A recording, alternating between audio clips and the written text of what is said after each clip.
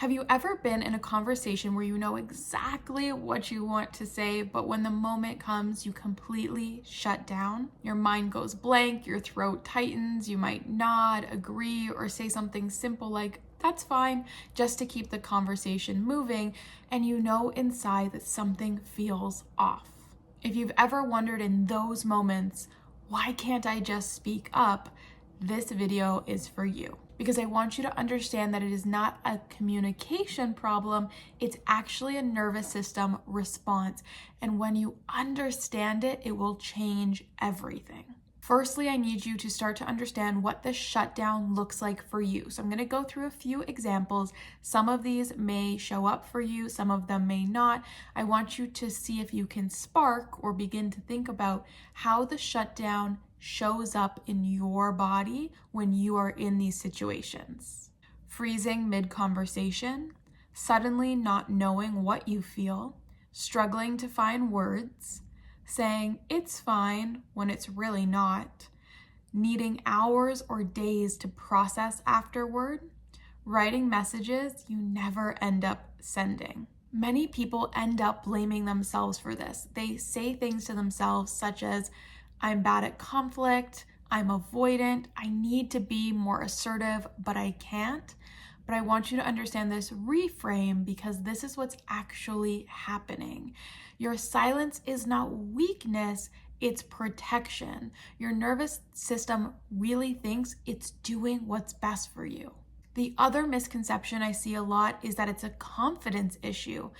But if it was a confidence issue, it wouldn't be selective. So I want you to think about, are there other areas in your life where you are able to use your voice, advocate for people, share authentically? If those spaces and those moments exist, then this is not a confidence issue, it is a nervous system response. And these responses are most likely going to happen in what we call emotionally charged moments. So in moments where you feel safe, this does not exist. It is based on something we call contextual safety, where your nervous system in the moment is making a split-second decision where it's going, am I safe to speak up? Does this feel like a safe space for me? And sometimes based on old learning, the old wiring of the nervous system that we're going to talk about, the answer is no, it doesn't feel safe, even if it might be. So our next step is to understand how this pattern developed or formed. So we're going to talk a little bit about the environment in which it could have been created and see if any of these resonate for you, or if you can draw a connection to your own childhood.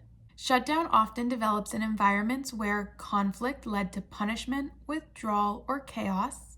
Emotions were minimized or dismissed. Expressing needs caused tension or rejection. You learned to keep the peace. Staying quiet preserved connection. As a child, you might have learned speaking up makes things worse. It's safer to stay small. My feelings don't change anything. Silence keeps me connected.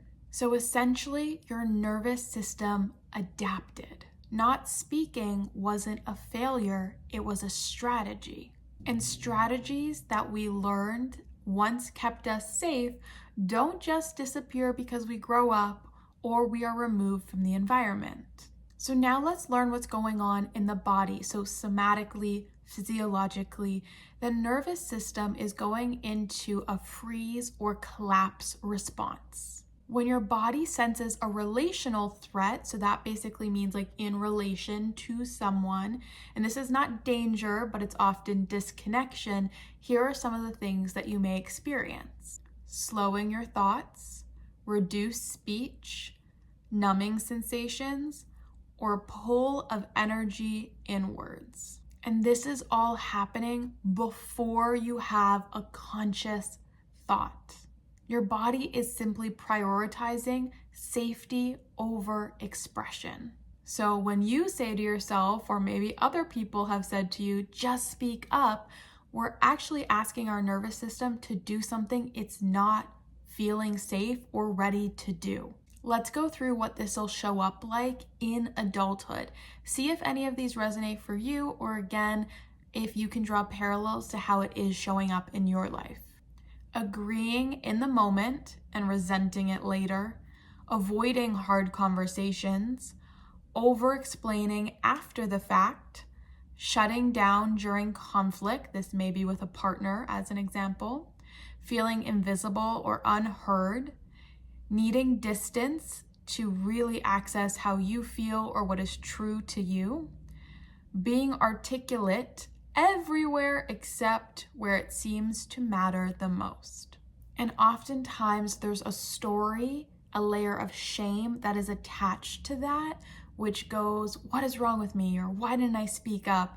And these are the thoughts that start to replay. But again, nothing is wrong with you. It's your nervous system's learned behavior that silence was safer than rupture. This is really important to understand because forcing yourself to try to speak up can lead to things like overwhelm, more shutdown, panic, resentment, dissociation, and other factors. This is because your nervous system isn't resourced yet.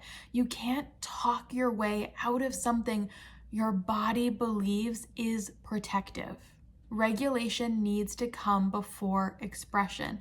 This is what I talk to you guys about in all of my videos. I use a restory and regulate methodology that I've created. We're using top-down psychotherapy, which is the story work, the narrative, paired with bottom-up therapy, which is the somatics, the nervous system, because you truly need both in order to heal. So let's get into the healing. How do we start to gently and safely shift this pattern? The first thing is to validate the protector. This comes from parts work. So there is a part of you that is being protective. We don't want to shame that part. We want to speak with it. We want to understand it. Instead of saying to yourself, why am I like this? I want you to ask yourself, why did it feel safer for me to stay silent? What was I protecting myself from? Reducing this shame and moving to compassion can really help us shift. Number 2 is to regulate before you communicate. So if you know you're in a tense situation or a situation that feels less relationally safe, I want you to really focus on grounding your feet into the floor. Focus on your breathing as the other person's talking, relaxing your shoulders, unclenching your jaw. These are subtle cues that signal to your nervous system that you feel safe. You may even gently talk to yourself, saying something like, it's okay, I'm safe here. Number 3 is to practice expression in low stakes situations. So this is really important in a place where you feel somewhat safe, maybe not completely, and it feels like maybe you have something you can resource, like a comfort person or a coping mechanism that feels really easily accessible. That is where you want to start to practice. This may look like expressing a preference, asking for a clarification within a conversation, or even saying, okay, I need a moment to reflect on that before answering. Safety is built gradually. Number 4 is to re-story the meaning. So I want you to ask yourself, staying silent then kept me safe. What will help me feel safe now in order to speak up? This is where that story work is really going to meet the regulation work. If you shut down instead of speaking up in certain situations, your voice did not disappear. It simply learned to hide.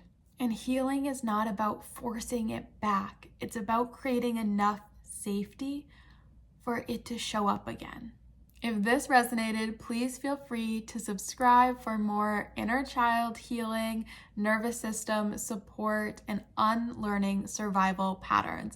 I make new videos every Sunday, and I create short form content here on YouTube, TikTok, and Instagram at Christina.DeFranco almost daily.